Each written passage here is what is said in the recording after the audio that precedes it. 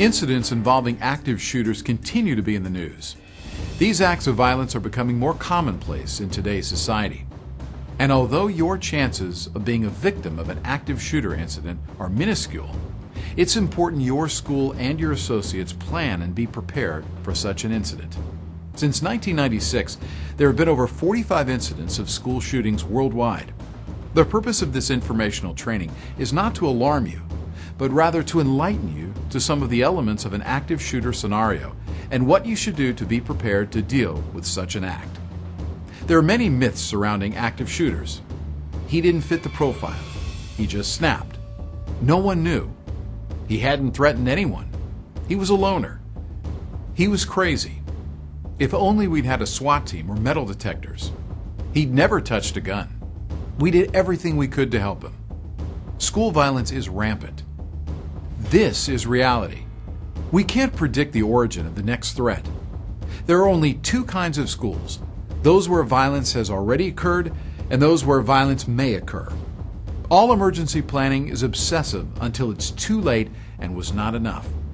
Somewhere an individual is fantasizing, drawing pictures, making a list, and planning his attack. Are you ready? The U.S. Department of Homeland Security suggests the following measures in an active shooter scenario. Evacuate, run.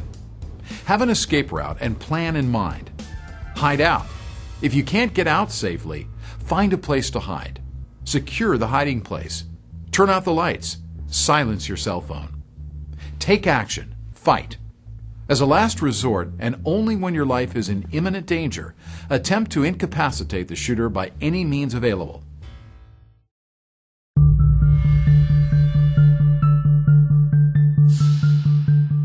If you're in a classroom, room, or office, stay there and secure the door.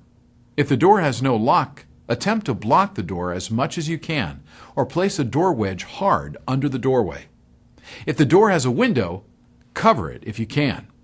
Turn off the lights and silence your phones. Attempt to rescue others outside should only be made if it can be done without endangering the persons inside the secure area.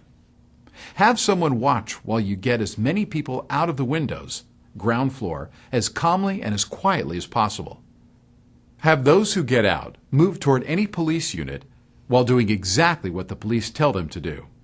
If no police units are yet on scene, move well away from the school and find safe cover positions, not the parking lots, and wait for the police to arrive.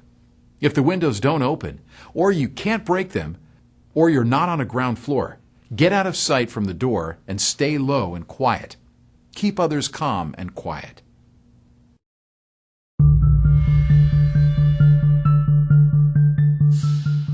Get in a room that's not already secured and secure it. Unless you're close to an exit, don't run through a long hall to get to one. You may encounter the gunman or hostage taker. Don't hide in restrooms.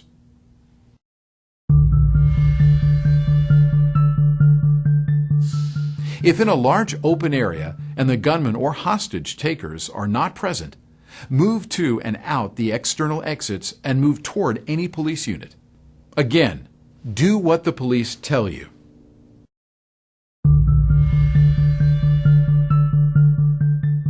Don't do anything to provoke the shooter.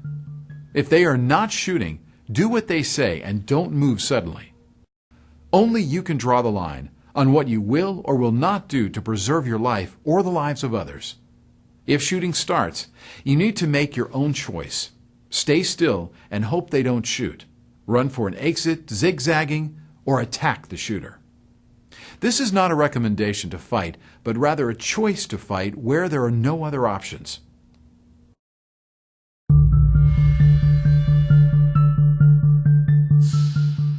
Whenever possible, without bringing attention to yourself, call 911 and be prepared to state your location, the number and description of the shooters if known, and number and location of any potential victims at the location.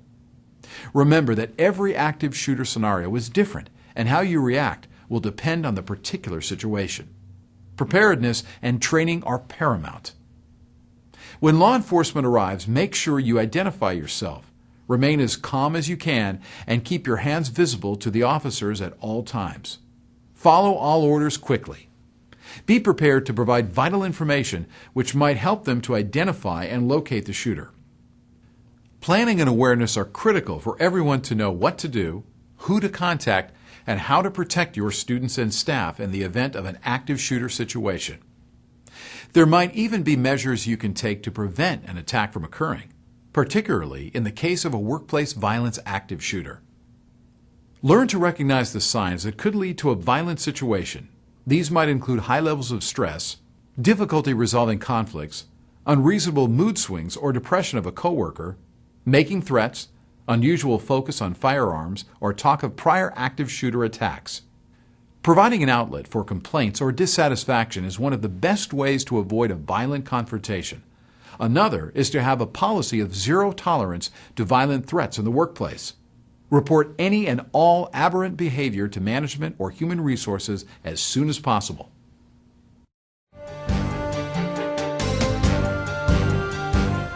Whether you're coming to class or work, take ownership of making sure your location is safe. Be aware of your surroundings, location of exits, doorways, etc. Report suspicious persons to local law enforcement immediately. Program your local agency's dispatch number in your cell phone. 911 may be busy during an incident. Awareness, preparation, rehearsal are key. The fear of an active shooter should not be something that causes you to change your way of life. However, understanding and awareness of active shooter motives and methods could help you to prevent or survive an attack. By being trained, you could become part of the solution to an active shooter scenario. Preparation is the key. Remember, being prepared is half the battle.